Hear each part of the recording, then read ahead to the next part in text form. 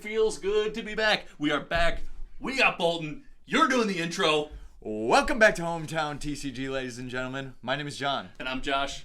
And we are finally in a post-Monarch world. Monarch is released. Monarch is out there. People have got their boxes. A couple people are still waiting on some boxes maybe. But we want to touch and talk about the market. What's it doing? What's it going to do? Are your cards going to zero? If you pulled a Fable, are you a millionaire? What's going on?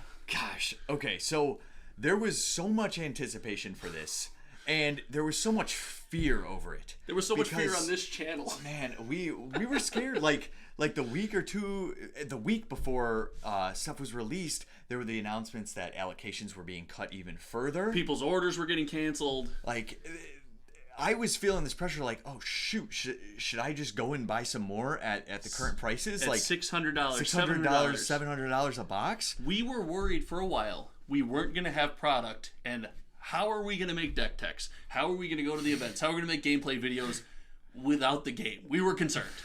Yeah, so fortunately we were able to stay level-headed and did think that we would be able to get it and that prices would go down a bit, which we did see. Yes.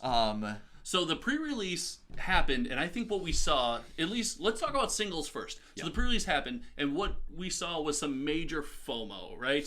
There were these cards that were coming out, and people were either paying or asking some absolute absurd prices, and they're not wrong if they were getting them, if someone's willing to pay that, right? But what we assumed is this is what you see with most larger games now that Fab has grown, is it's your whole player base having the same freak out you and I were having here in the office, right? Is, are we going to get stuff? How do we get our hands on it? If we don't pay this price now, will we just never touch it? Yeah. So this is something we touched on in the pre-release video. Yes. If you look at it, towards the end, we're just kind of talking in the car, trying to figure things out. We're seeing these things go for like $1,500.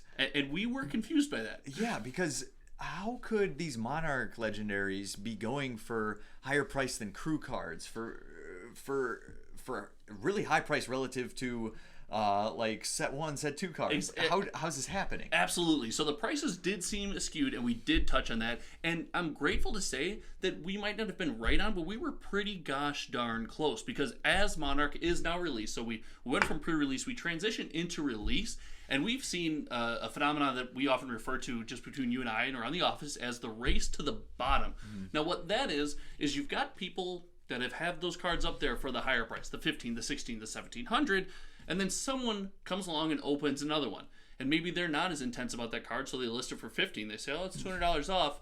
I only paid, $10 for this pack. I can make $1,500. And that repeats itself until the market settles at a very low point. And I think we're kind of headed that way now, right? Yeah. I was following some stuff on eBay. I saw Doomsday sell for $550 today. Okay, so stuff is kind of getting down there.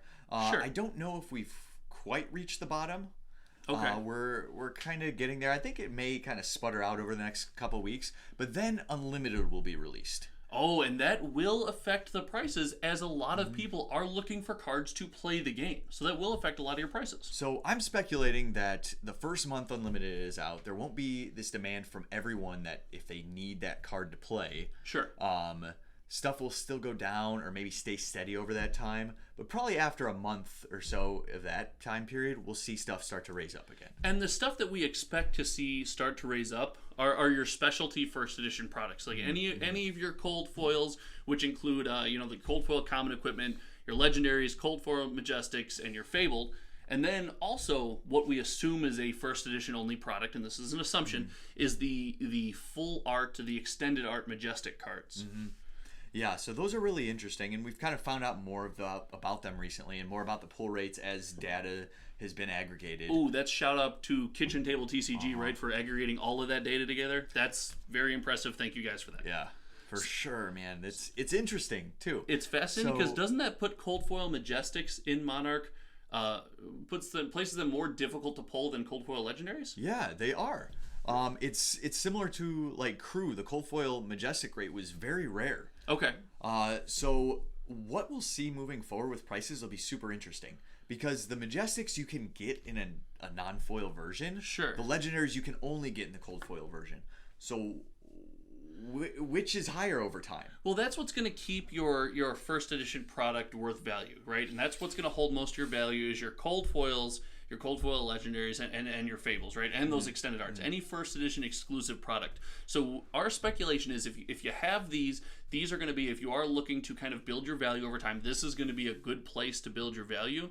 But we actually believe in the short term, and controversial take here, we're going to get skewered for this, we still think things are slightly overvalued in respect to cards of similar rarities and similar pull rates from other sets. Mm-hmm. So does that mean they're underpriced or are these overpriced? So it's one of the two, right? The market will correct itself one way or another, but we definitely assume that it's going to correct itself one way or another, except the Fable. That'll continue to rise. And I think that's going to go. I think the Fable is pretty safe. But I do think that if you're looking to pick stuff up, you should do it fairly soon. Yes, like it's a good time. Maybe now or as unlimited releases sort of thing. Sure. I don't plan on the market tanking. I wouldn't plan on that. But we do want to touch on sealed product as well. The very evil thought of somebody having sealed product and just holding on to it and not letting it out and opening it and letting those cards free and playing with them. So we talked about it a little bit at the pre-release that the prices were going like $600-700 as people didn't know if they were going to get any. They kept rising online. We pulled our hair out trying to find some. Right. Oh, it was awful. Right. So then stuff was released. It seemed like people did get allocations. Some people did get cut severely. Yes. But we found out maybe there would be some different waves. Some waves of release, yes. So we found out some things like that. And as people kind of got their product and tried to make a quick flip on it. Yes, we did see prices. We prices. also saw prices go down. We saw prices. It was like for 2 minutes. What did we see? $375? Yeah, I think $375 was about the lowest, give or take a couple bucks. Okay, and if you could find them from lower from individuals, right? But we're talking just the public listings, right. TCG Player, eBay, stuff like that. But since then, they've kind of settled. They've been like the same. It's been about like $420 per box to $400. Yeah, something in that line. Right. TCG Player and eBay. You can always get stuff for a little bit cheaper if you ask around online, like on Facebook or Discord, sort of thing. Right, and if you're willing to do face-to-face, in-person deals that have a lot more security in a safe place with people you know, obviously, and not paying the fees from online. Yes, not paying your online fees and stuff like that, but. I believe, and I think this goes for both of us, that sealed product will continue to see an upward movement over time, but there's hesitation because I see a lot of people comparing this product to Crew, and that is not a fair comparison, correct? Right. So Crew, we assume, is a much smaller print run. Yes, that's an assumption, but I think it's a safe one. Right. We assume it's a smaller print run, but we also feel that, remember, Crew had an out-of-print notice. LSS had to inform That's people. Where you're going with this. Yes. Okay. They had to inform people that Crew was out of print. Monarch First Edition was out of print the day it was released. Yeah. Everything was spoken for. Because of that, a lot of these prices have factored in people's speculations on it. Right. So Crew, you could get it for $100 still per box up until that out of print announcement. Right. But this thing, it was out of print right away. People already knew it was going to be super valuable, so that these $400 per box is already baked into it. Your 4x speculation on being out of print or your 4x out of print announcement spike is already baked into the price that you paid for the box. Right. So if you're a sealed product investor, you're going to need to hold this for a little bit longer if you're going to see any kind of long-term game. And I would say you're going to hold it for a long time. Yeah, free tendies, they're not gone. as available as they were before. They were if you did something shady, but yes, no, the free tendies aren't there. The diamond hands will prevail. I can't believe we just went there.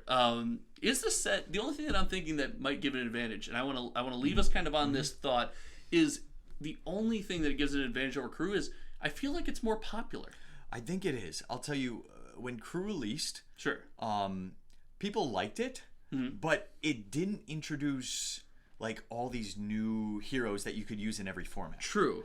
It didn't fully expand on these new characters like Monarch did. So there's more of an attachment, more of a love for these Monarch kind of characters that I'm seeing at release than there was at Crew. And do you think it's something since the game has become more popular, we assume the print run is significantly larger, people are more attached to this set because, like me, it's the very first, first edition sealed case of product they got to open. There's an attachment there, right? Yeah. So because of that, there is a chance that we could see these boxes grow higher than Crew long term. We could, just based on popularity. That will take some time, but that's we're gonna end speculation there before we really have to go and get. We're gonna have to go back in the basement, get the tinfoil hats. It's gonna get crazy.